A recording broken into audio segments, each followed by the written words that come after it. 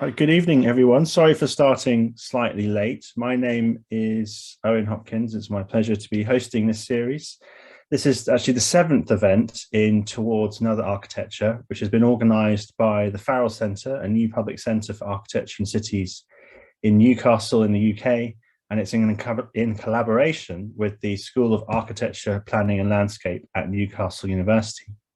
Now, I've done the introductory blurb that frames the series, and it provides the brief that we've given to speakers now. This will be the seventh time, so forgive me if you've heard it before, but if you haven't, I think it is useful to get a sense of what we're looking to do with the series and what we've asked of our lecturers.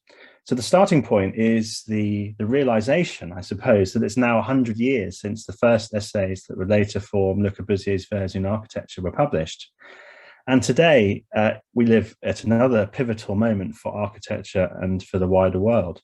And the series emerges from the contention that what we need to make sense of this moment is not a new architecture, as Le Corbusier was popularly mistranslated as advocating, but another one, an architecture that is not bound to a single vision or future, but is diverse, pluralist, and is capable of sustaining multiple conversations about the active role that architects might play in the world. So the series has invited a number of practitioners and thinkers working in a range of fields and geographies to reflect on this moment and articulate their vision for another architecture. The format is 30 minutes presentation followed by 30 minutes Q&A. So please have your questions ready. 2 weeks ago, we heard from Kabaga Karanja and Stella Mutegi, who are co-founders of Nairobi-based Cave Bureau, whose work addresses and works to decode anthropological and geological contexts of the post-colonial African city. This evening, I'm delighted to welcome Marianela D'Aprile, who is a writer living in Brooklyn. Her work in architecture, politics, and culture has appeared in a variety of magazines, journals, and publications. She sits on the board of the Architecture Lobby and is a member of the Democratic Socialists of America. Marianela, over to you. Hi, everyone. Thanks, Owen, for that really lovely introduction, and also to the Farrell Center for hosting this series. It's really, I'm just really excited to get to participate. It's a delight, and thanks everyone for coming. I see a lot of familiar names, also some non-familiar names, which is wonderful. Like Owen said, I write about architecture and art and culture and politics. I would describe my overall frame, how I approach my work as both being generous and Marxist, meaning that I try to approach everything that I write about with a kind of non-judgmental lens and really try to understand what something is trying to do, whatever that thing is, be it a building or a book or a piece of art or a film. I really try to let myself be taken on journeys by the things that I write about. And so I think that's the generous part. And the other thing that I try to do is understand the conditions that surround something that make it what it is, the powers that go beyond those of a particular author. So be that an architect or an artist or an author, the powers that go beyond the individual to result in something in the world. So I think that's the Marxist part of my approach. And I think those two approaches combine in different ways, and I want to lay them out because I think that they really color what I'm going to talk about for the rest of the time that we have today, which is why write about architecture at all? What is the point? So I trained to be an architect, but really I went into architecture school or into architecture really as a field not because I wanted to design buildings, but because I was really compelled by the fact that everyone lives in architecture and interacts with it daily, whether they want to or not. Our entire lives are lived in buildings.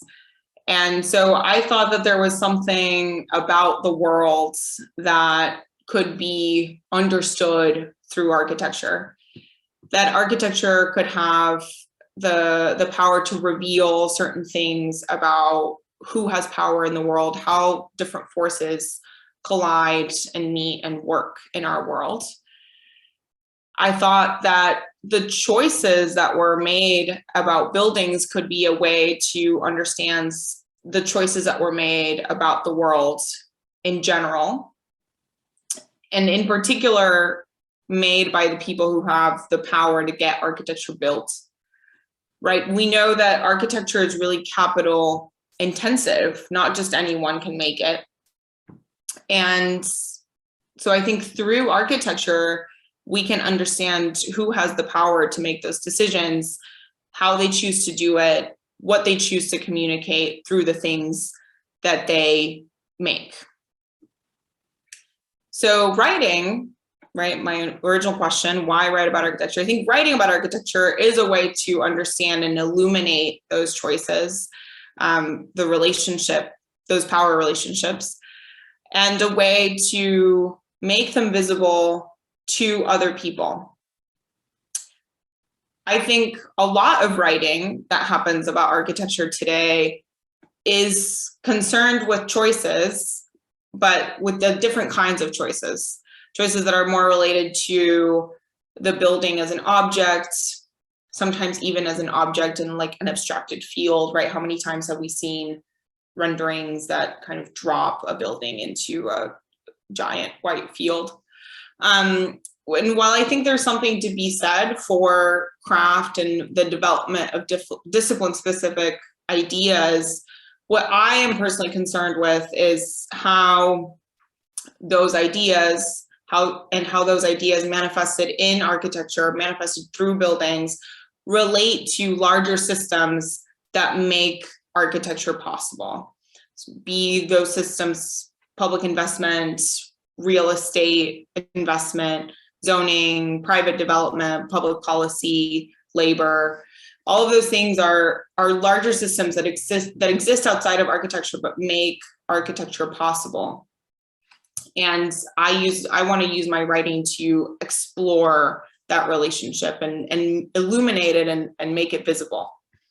Obviously, I think there are probably a lot of ways to make that relationship visible. I just happen to be good at writing, so that's how I do it. And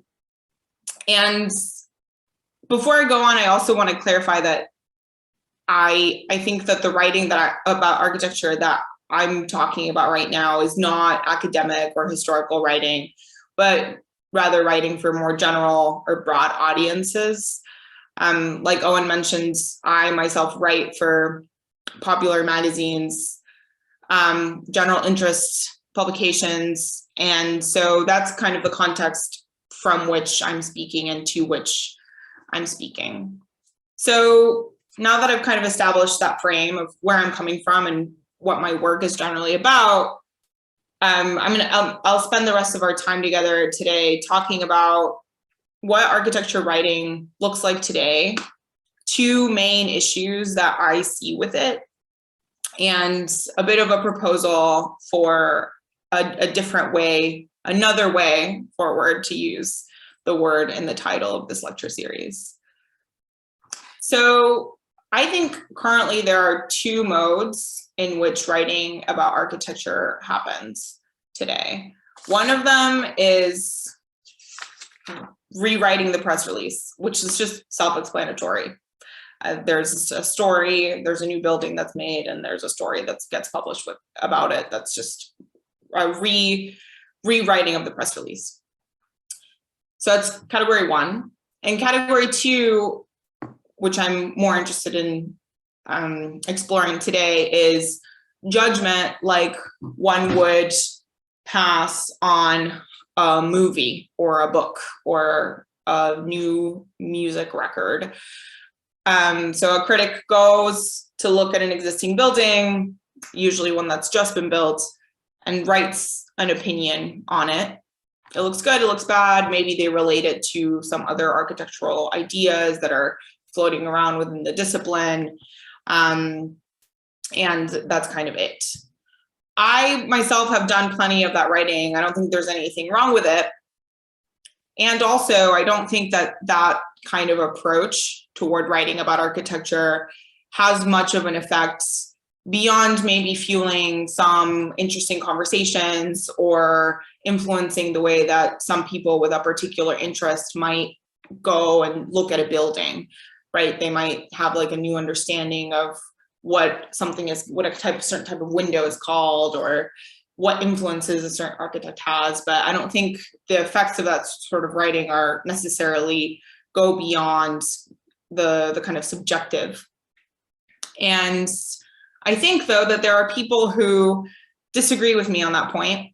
And in fact, I'm going to try to share my screen so we can look at something together.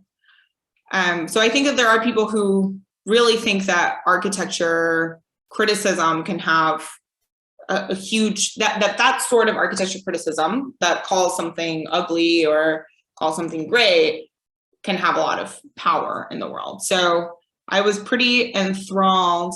Okay, I'm trying to like share my screen and talk at the same time. Okay, can everyone see that? Hopefully. I'm just gonna pretend that you can. So, and then if not, I'm just gonna describe it. So I was pretty enthralled by this post a while back. I think it's like from late, oh, here we go, October 7th, 2021. That Jerry Saltz made. Jerry Saltz is a longtime art critic for New York Magazine, just art critic in general. And I was pretty enthralled by this post that he made where he says that he's going to organize Nuremberg-like trials of 98.9% of all architects. He was so angry because Hudson Yards looks so awful and, according to him, sort of generic like a lot of other cities. And I thought this post was so interesting because he calls on architecture critics to write to stop or at least attack these sorts of buildings every day. And he ascribes the critic with this enormous power to be able to stop this sort of development. And I just thought, I was so fascinated by that because while I do think that writing can have great power, I really don't think that its power could be used to stop this kind of development, which I think has very little to do with taste or with the sorts of things that a critic could address in a review of a building, and more to do with capitalist investment and people who have vested power and interest in developing, in creating these sorts of architectural developments to make money from them. So I'm going to stop sharing my screen, but you can find that post yourself and look at it if you are interested in. I feel like it's the gift that keeps on giving. Thank you, Jerry, for that. So yeah, I don't think architecture critics can stop bad buildings from being built simply by saying that they're bad. I especially don't think that they can do so by saying that they're bad after the building is made, because the building's already made. So I think that that's why the judgment mode of architectural criticism is just inappropriate for architecture. So that's one issue. One of the two issues that I see with architecture writing today is that the judgment mode just is not appropriate for architecture. And here's why. So, like I was saying before, this mode of architecture is architecture criticism, is the same that we could find, in writing about music or art or literature, and kind of takes its object as already done, it's either fodder for admiration or fodder for derision or criticism, but ultimately unchangeable. But unlike readers of literature or someone who chooses to listen to music or to go watch a film, it's very unlikely that most people who interact with architecture are choosing to do so. Users of architecture rarely get to decide whether or not they will interact with a particular building. So for a reader, for example, a piece of criticism, of literature criticism, can be a really useful tool. It can help them figure out before they read something how to approach it intellectually. It can help them think about something after they've read it, and it can help them maybe put it in conversation with something else, or it can, very simply help them decide whether or not to buy a book that they were considering buying. I think all of that applies to music, to art, to film. It applies to all of those categories of art that we choose to consume for our own edification and enjoyment. I would say that for most people who interact with architecture and buildings, they're not choosing to consume them in that way for their enjoyment and edification. I mean, I assume that a lot of people in this room are an exception to that rule, that have made pilgrimages to see certain buildings just for fun. But I would say for the vast majority of people who interact with buildings, that's not the case. And I think that most people, in fact, spend time in a building because they're there to do something else. So I'm in my apartment right now because I live here, not because I like it, although I happen to like it. So, to also use Salt's example, someone might never go to Hudson Yards to visit it, but they might see it on their commute, or they might have to go there to meet up with someone or run an errand or something, or they might even just see it in images online. But it could happen that they would never choose to go there just for fun. And unless, like I was referencing before to the people in this room, unless people have like a particular vested interest in seeing a piece of architecture or a certain work of architecture, it's very rare that people get to choose what buildings they do or don't interact with. And even in the cases that people are choosing to go out of their way to see a building, I think the number of buildings that are kind of seen in that way necessarily has to be way lower than the number of buildings that people will just spend time in incidentally, especially if they live in a city. And I think that part of what I think architecture writing should do is spend more time looking at those types of buildings, and looking at buildings not as a kind of object to be consumed, but as something that people interact with incidentally as part of their everyday lives. So I also think that, in addition to that kind of the judgment mode, I think being inappropriate for architecture, the other big problem that I see in architecture writing is that as a result of using the building as a kind of object of judgment, it also produces writing that has a very, very limited audience. It kind of considers its audience to be, at best, a kind of narrow set of specialists, or at the very least, I think, hobbyists in architecture. And I think that does a disservice to both the field of architecture and to the people who interact with buildings by keeping architectural discourse sort of separated and isolated from the rest of someone's experience. So I think, generally what that looks like is that, the building is up, construction is finished, and then, there's a kind of missive that gets sent off about it, and that's it. And the people who might be interested in that missive are, I think, a generally quite limited set of people. And maybe some people who are interested in in architectural ideas would seek that kind of writing out.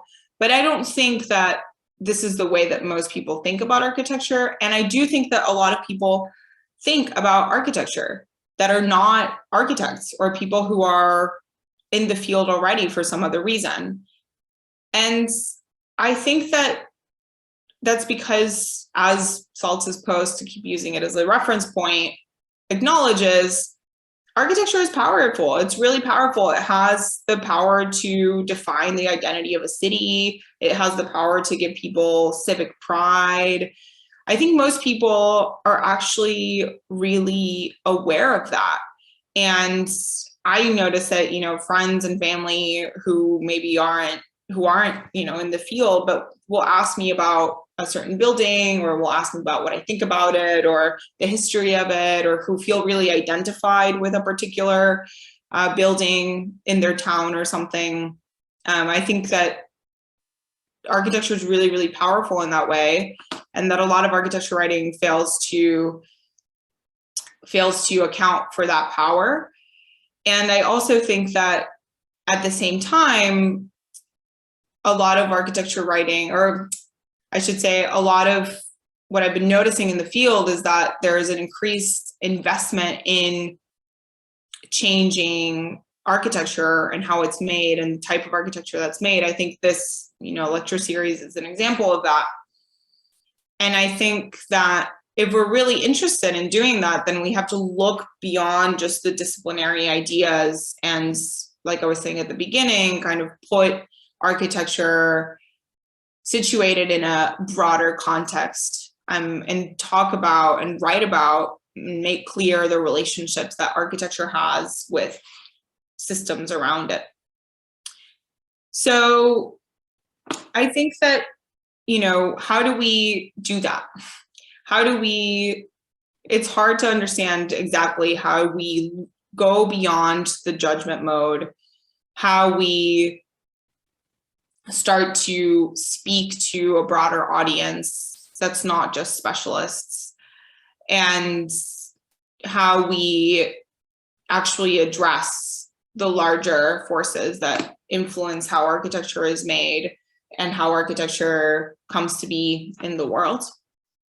So I don't think that we have to do away with that judgment mode entirely. I also don't think that the only audience for architecture writing needs to be people who are not in the field.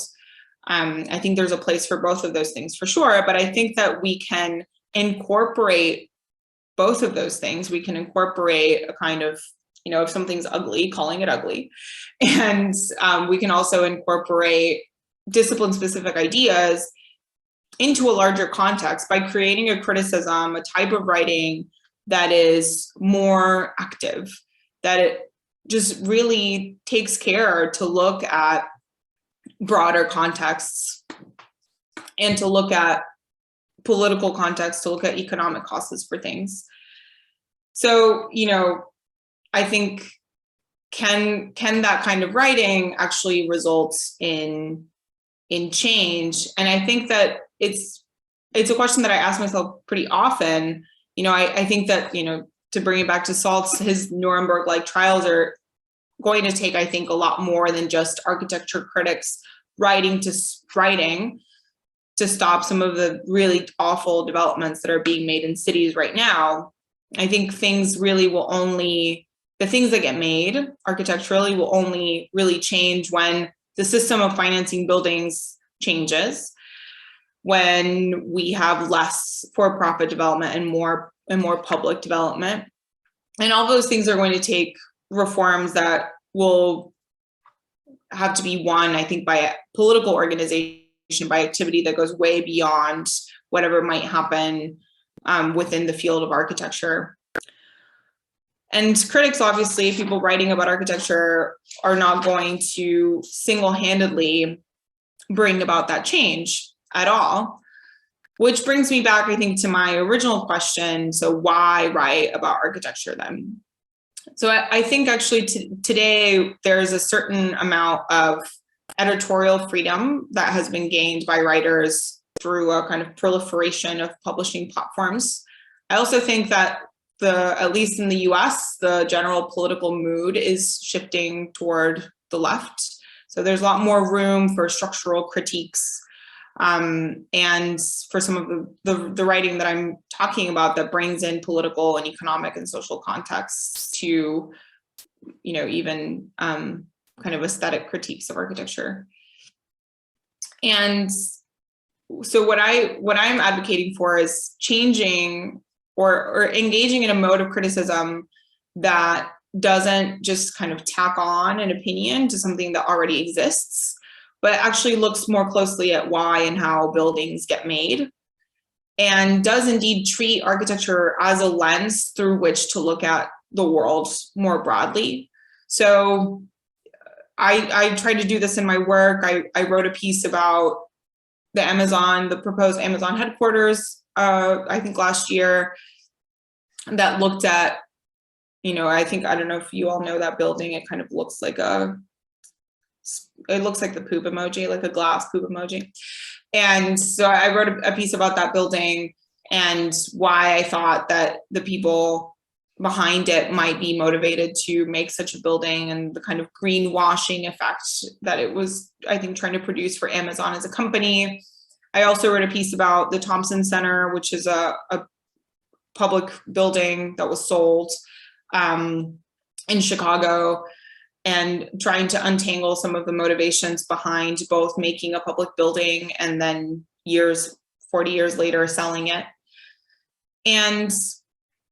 But I don't think the way that I approach these things is the only way, right? I think that probably other people would bring in different contexts, or different writers would bring in different contexts. And, but still, at the end of the day, look at architecture as more than just an object in a field, and rather as something that has relationships to broader systems. I think also that approach will necessarily require becoming slightly less interested in what a building looks like, or maybe how it engages with some abstract architectural theory, and becoming more interested in, well, who paid for it and who gets to use it and why. And I think bringing in all of those questions will necessarily help with the kind of second problem that I identified, which is finding a different kind of audience, a new audience that's broader, that goes beyond people who are already working in the fields. I think when you ask, who gets to use a building, you're, as a writer, immediately opening your work up to an audience that might have not been there before. And I also think that asking the question of, who paid for it, will also help to draw clearer lines between people who see architecture as a kind of profit-making enterprise and people who understand it to be what I was referencing before, a kind of source of civic pride or of identity, or of even just a feeling of home.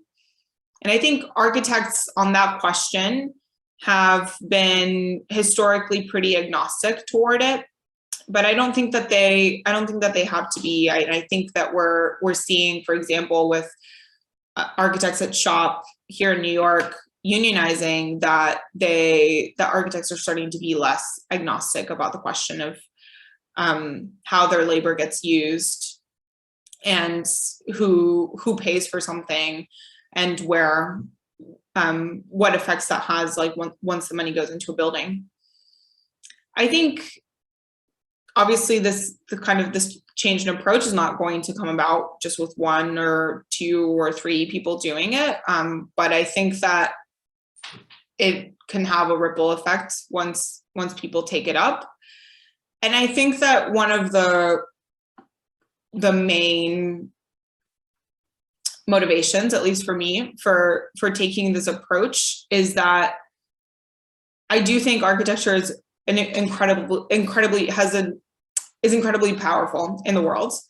And I think that engaging in this mode of criticism might be able to help, for example, architectural workers take a more skeptical or critical position toward what they're making, and see their agency as going beyond just what a building looks like, beyond just treating the building as a kind of object, and rather how and whether it gets built. And I think that in terms of a more general audience, this mode of criticism might help them to better understand the forces at play in their immediate surroundings, and to better understand their world, so that they might be better equipped to change it. And I think that having that as a kind of ultimate horizon is what influences my particular approach, and also I think my dedication to cultivating more writers who also share this approach, or who might have their own version of it. Thanks.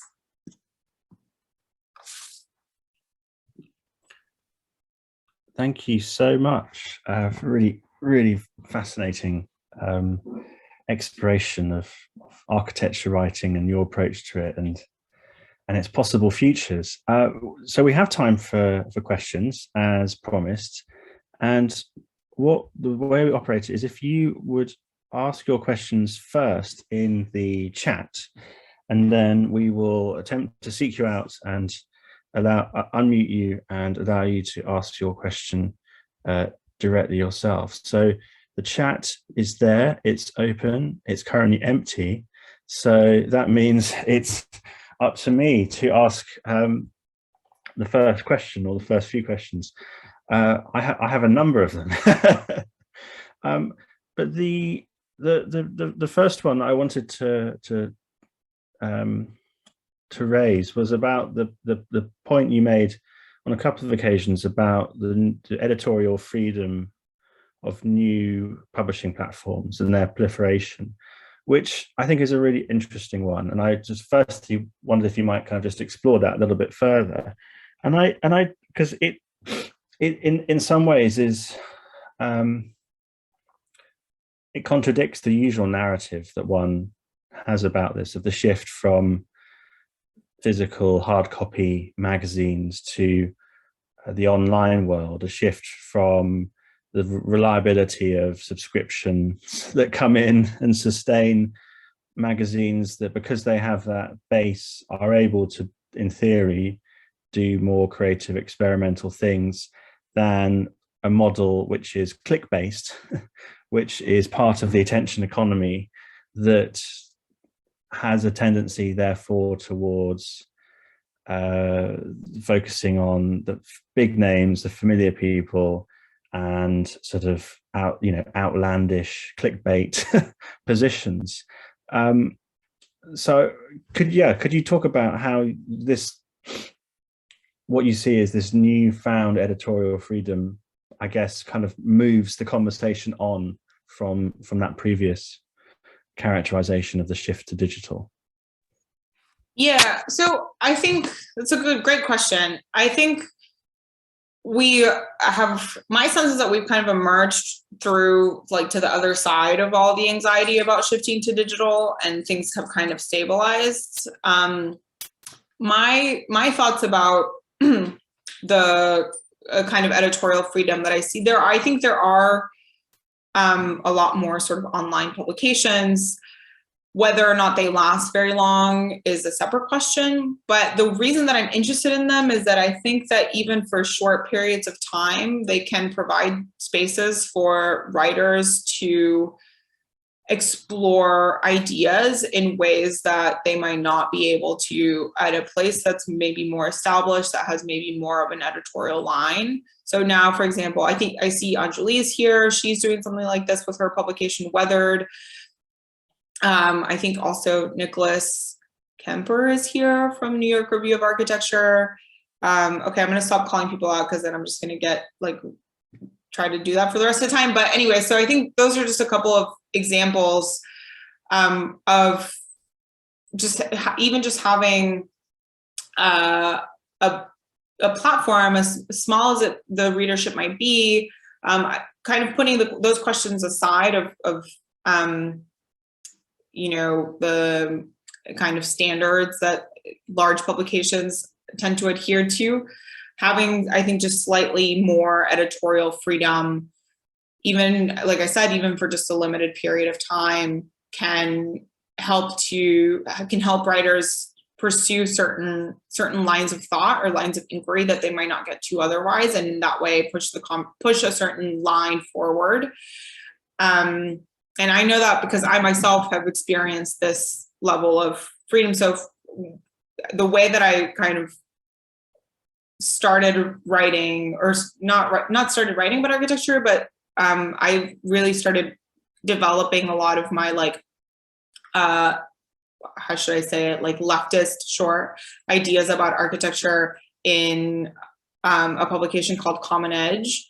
And the reason that I was able to do that is that Martin Peterson there just gave me a lot of freedom to work on whatever ideas I had. And I would not have been able to do that if I had been writing somewhere else that had maybe a more established line. I'm just repeating myself, but I just wanted to give that example.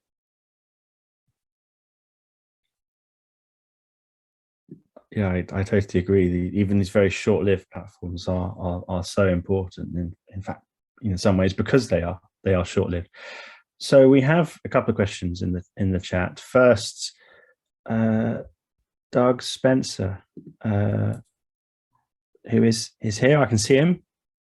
Hi, Owen. Hi, Good to see you again. Nice to see you. Hi, Marianela. Thanks very much for that talk. Yeah, I was just, I tell you what, I was listening to an amazing podcast about the housing crisis on Street Sweeper with Ricardo Ruvo and Will Orr. You should all check that out. But they had this amazing interview with a former housing officer and activist, Lorraine Douglas, and it really made me think, joining what that was saying about how people felt about their living conditions, and her experience of that, with what you're saying about whether people get to have a say in where they live. And it's not really a matter of consumer choice. It's just you kind of have to live where you have to live, where you can afford to live, and the like. So actually, to get to my point, I think there is a kind of wider criticism that people probably don't talk about as architecture. It's just about living, and it's people's living conditions and workplace conditions. I had an Uber ride when I first got to the US with someone who was saying, "Oh, I have to go to the chiropractor because 30 years of working at Walmart has ruined my knees because they have concrete floors." I'm thinking of, how many people live in housing that's damp or overcrowded, inappropriate for their own needs. Lorraine Douglas on this podcast was talking about how most working class families hate open plan living and don't want kitchens that are connected to living rooms. They want them so you can shut off and keep out the kids. And they're also kind of fire hazards if you have them open plan. But so to get to my point, it's that there is a kind of imminent and immediate criticism of building, let's say, that goes on within the working classes, especially in the conditions they have to endure in the workplace and in the spaces that they live. So is there some kind of way in which professional architectural criticism could play some part in articulating and more broadly publicising those forms of imminent critique? Do you think that would be useful? Yeah, I love that question. I mean, I think simply put, the answer is yes. I think, again, it requires moving out of the judgment mode, right, of criticism, because that's not really what that's centering at all. It's rather trying to center actual human lived experience. And I also think, and this isn't something that I got into in my talk, but I think that there are ways to write about architecture that aren't just architecture criticism. So there could be stories told, for example, about the effects of people living or working at Walmart or whatever, in a way that brings in the effects that the built environment has on their lives. without it being framed as architecture criticism. But I think one of the I think unfortunate effects of, like I said before, of architecture kind of being siloed off as this niche thing, is that a lot of people who would maybe be writing that story about, I'm just continuing with the Walmart example, like Walmart employees having health issues, might not approach it from the point of view of looking at like, how is the building itself having an impact on that? Yeah. And so I think, again, it's just, for me, it's a matter of like cracking these categories open a little bit. And that's not to say that I'm not interested in expertise or disciplinary expertise. I think those things are actually quite important. But what I'm not interested in, and what I think architecture writing has done historically, is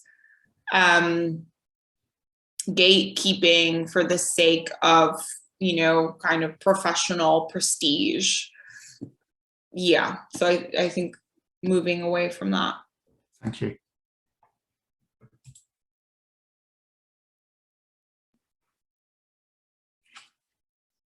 We are going now to Anjuli to ask the next question. Hi, Marianela. Hi. So you kind of actually just sort of answered this question, but I was wondering if I could hear your thoughts a little bit about how the sort of built environment fields of like landscape and environmental justice and urban planning, et cetera, which many people sort of lump into this notion of like urbanism. I'm wondering if you see like a possibility or a future for architecture criticism to deal with this broader built environment stuff, more than just like capital A architecture. And you sort of talked about that, right, with like the Walmart example of, the results of buildings. But do you think it undoes what architecture criticism has been and has become? And is that a good thing? I think about this all the time. So great question. Because like I was saying just before, I do think that there is a value to kind of disciplinary expertise, right? Like for example, I was working on a story about landscape a few months ago, and I realized how little I know about landscape, even though I have a really good, I had a very thorough architecture education. Even I think I took a couple of landscape classes at some point. I just don't know that much about it. I don't know as much as someone would who's an expert in it. And so I had to really go out of my way to learn. So I think I just want to say that I think there is a value in disciplinary expertise. And also I think that people's experiences of their worlds are not experiencing landscape and infrastructure and buildings separately. We experience them all together. And so I do think that good criticism, good architecture criticism, or good architecture writing would take all of those things into account. I think for me, then the question becomes how. And I think actually a way to make a story that takes all those things into account successful is by shifting the focus from a kind of disciplinary one.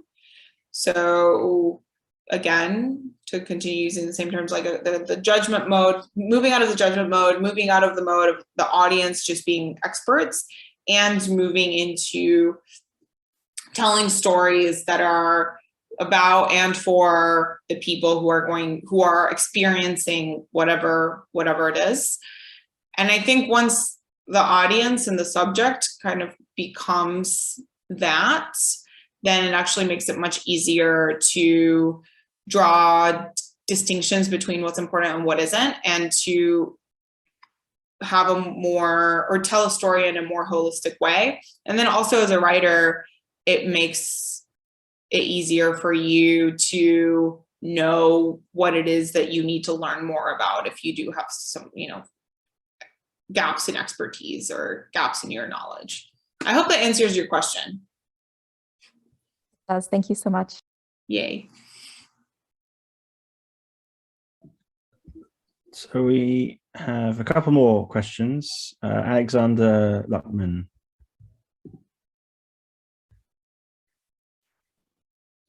Hello. Thanks for the great talk. I was just curious about how the pandemic and COVID has shifted, or whether it shifted how you think and write about architecture. And I was thinking both in terms of like, I know that my experience of space kind of changed over the course of like being in an apartment for a very extended period of time. And then also the explosion of like what we're doing right now with where people are on Zoom in the UK, in the US, maybe around the world. Like, I guess how's this shifted how you write about architecture and also the possibilities of writing and thinking about architecture? Yeah, great question. I was just thinking about this over the weekend because I went to see a movie, and I went to see a movie that had a lot of like urban shots, and this movie kind of transitioned between like shots of like individuals, like how an individual would see a building, and then interior shots, and there was no in between. And I was like, oh yes, that's how I've been living during this pandemic. I'm like either inside and I feel like I'm trapped no matter where I am, or I'm outside and I'm like by myself, like far away from other people. So I would say that that's how the pandemic has changed how I look at architecture. I think also another effect that it's had is that I'm just alone way more than I've ever been. And so I have a lot more time to think. And so I think that has had the effect of sort of deepening my ideas. And this is not, I don't think this is exactly what you were asking, but I think it's been a frankly net positive on my sort of ideas about everything, not just architecture.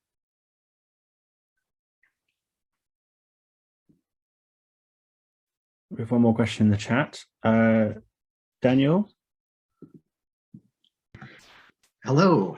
Can you hear me? This is a new laptop and I'm not sure if it's Yes. functioning. Excellent. So my question was just, it's quite long, but it's also quite simple. Do you see the structure of online discourse in its informalities and in the way that it can behave as a leveling force to be contributory to a more experiential evolution in architectural criticism? Or is it just sort of porting the judgmental form of criticism to the online space? What a great question. So I'll preface this by saying that I love Twitter. I think Twitter is hilarious and amazing. And I don't know if this is exactly what you're referring to, but it's immediately what I thought of when I read the phrase rapid responsiveness comment sections. But anyway, I think that there is something really wonderful about people just like finding things funny all the time. I think that that's what a lot of the internet is. It's just people pointing out different random funny things. And I think that that's lovely. I also think that that there is something that is required outside of that in order to really understand something, be that a building, be that, you know, kind of new development, whatever it is. So, and I think it's also, there's, in addition to what I see as, you know, being sort of positive things about internet discourse, which is like you're saying, there's a kind of leveling effect and everyone can have their opinion. And I think, like I was saying, I think there's something really lovely about people just making jokes all day long.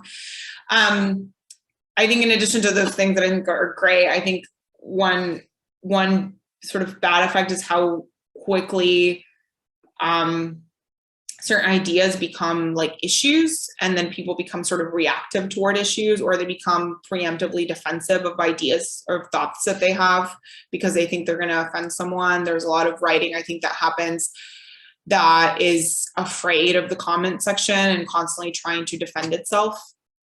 And so I think that as a writer, I'm always trying to, and I can really only speak to my experience, right? So as a writer, I'm always trying to kind of draw a clear boundary around what I'm working on and around the things that I'm thinking about, and not try to let the comment section, quote unquote, seep in.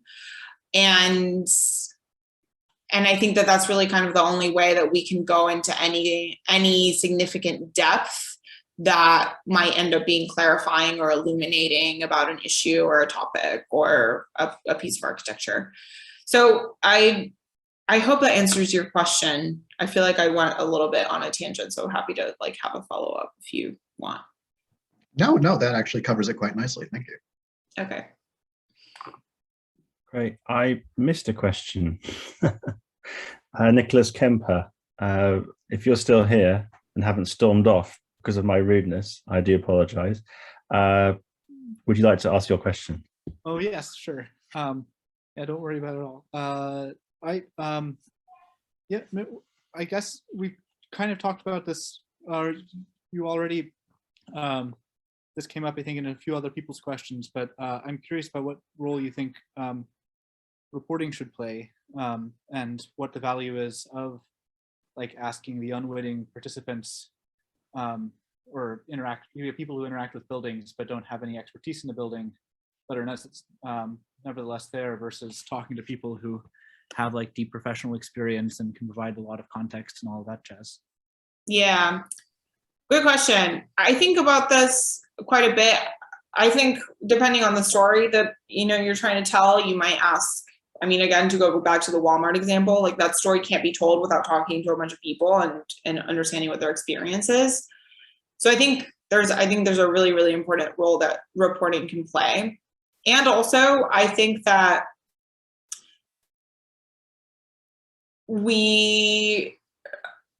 as a writer, I always try to when I write, inhabit the point of view primarily of just a person.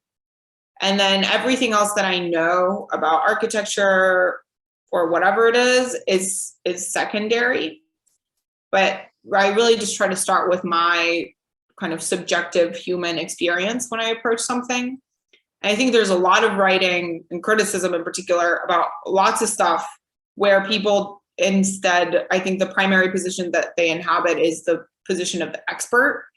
And I think that does like a real disservice to both the subject and eventually the audience, because it doesn't give readers as much to grab onto. And if they don't happen to be, like I was saying earlier, if they don't happen to be experts or happen to have a particular vested either professional or hobby interest in a topic, then they might not end up having that much to read about or relate to in a piece. Where I think if the writer, even if they're an expert, starts from their position of, I'm simply one more person living in this world, writing about this thing, I think that tends to create a lot more interesting stories.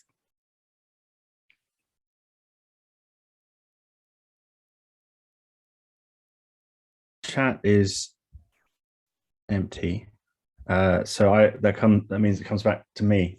I guess sort of following up from my previous question, I think one of the things that I sort of noticed a while ago now was how the sort of structural changes in architectural publishing led to a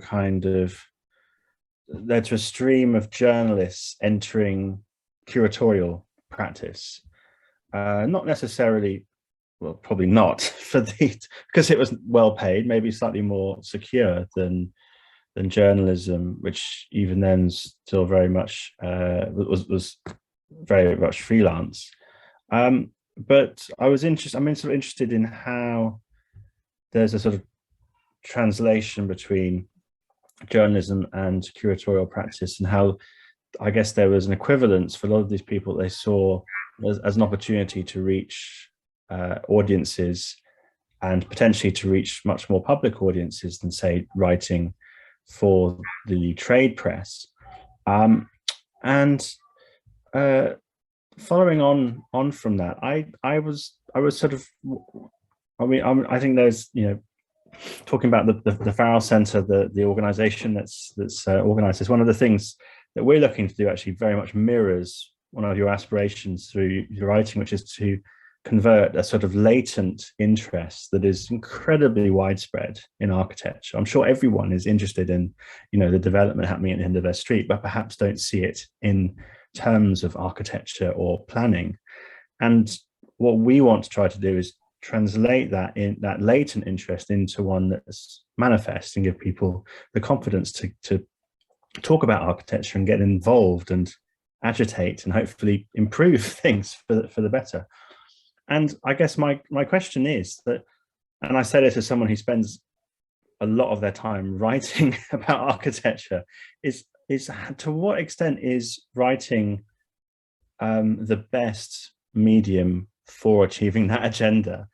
And I'm thinking of other just purely keeping it on to media, think about other media, other platforms. Doug mentioned the podcast that he'd listened to and been really struck by. There's people doing interesting things about architecture on YouTube, even TikTok. So what challenge does that pose to writing? Is there still a place for architectural criticism in light of all these other platforms and media that actually perhaps have more potential to advance the agenda that you have for your writing? Yeah, what a great question. Well, like I said, and I think I said this at the beginning of my talk, I just do it because it's what I'm good at. I would be an awful podcaster, an even more awful TikToker, et cetera, et cetera. So that's kind of this is my reason for why I do this through writing. I also think that it depends on what kind of standards we're judging this by, right? I think each medium can accomplish very different things. And I don't think that it's kind of a zero-sum game. I think that they can each have a place. Ideally, there's some sort of, collaboration, or ideally all these things are existing in a kind of ecosystem and supporting each other or amplifying each other's effects. I think, though, that, I think that each of them can also serve very different purposes. I think there's inherent slowness to reading that can be really good for helping an idea kind of take root in your mind and giving you space to reflect. I think TikTok is probably really good for getting people to do things right away. I don't know, I'm not on TikTok. But I've seen some, and I think that that's generally the vibe, is like, oh my God, can you believe this is happening? Yeah, that's great. I want to see what's going on YouTube. I'm very YouTube near and dear to my heart. So I don't know. I don't want to like comment on each one, but basically my point is that they probably each have their own place. And I think from the point of view of an audience, it kind of depends on the way that you're interested with engaging with ideas. And then from the point of view of someone who's, to go back to your example, writing or curating or making videos or whatever, I mean, ideally, you are very lucky, which I consider myself to be very lucky, and get to work in a medium that kind of suits your talents.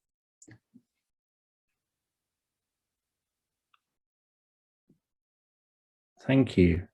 So we've hit the hour, but there is one more question in the chat from Sarah Askin, who has asked me to read this out because she can't unmute herself at the moment. So how do you think more academic architectural writing and criticism can engage with what you've talked about today?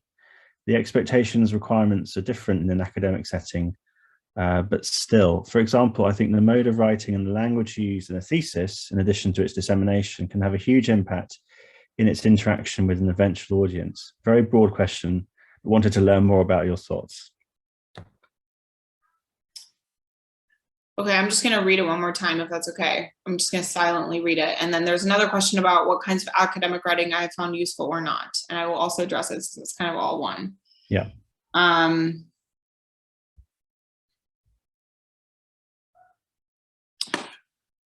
What a great question. I just read an academic book, and I was thinking a lot about basically this exact question while I was reading it.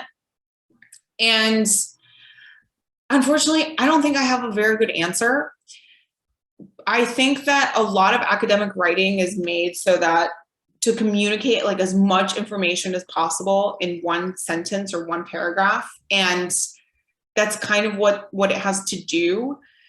And I agree with you that the mode of writing and the language used probably has a huge impact on the audience that it finds eventually. I think that the rules under which kind of academic writing operates are so different from the kind of writing that I do that I'm not sure how it could change. And I mean that sincerely. I'm not saying like, oh, it can never change. I just don't know what those avenues really are.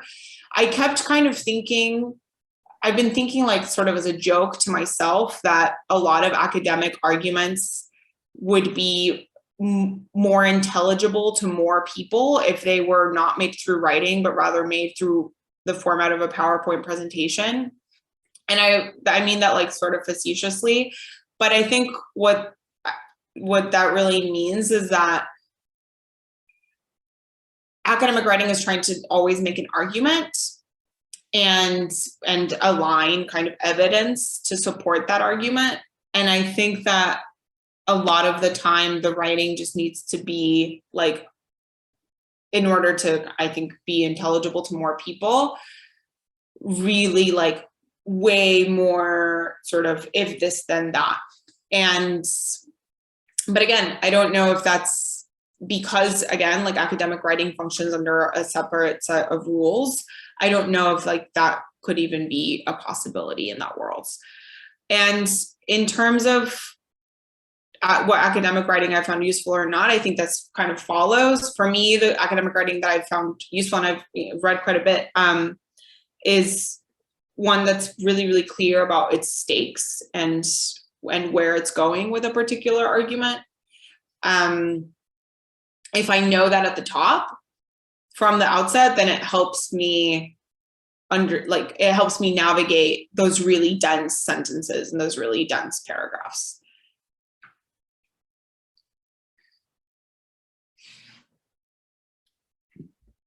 Great, thank you.